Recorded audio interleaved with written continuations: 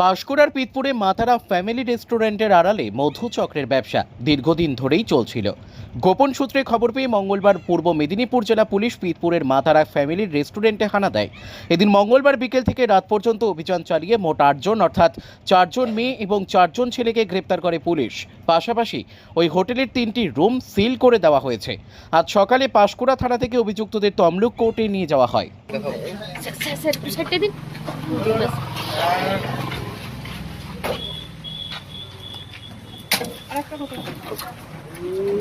চলো চলো চলো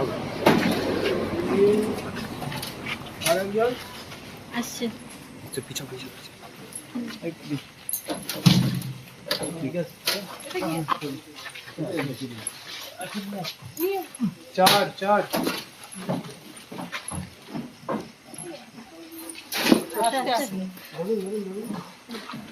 ব্যাগটা আগে তুলে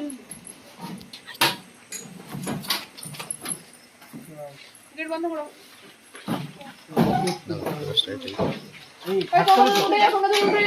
পূজা চলো চলো চলো তিনজন উঠে যাও।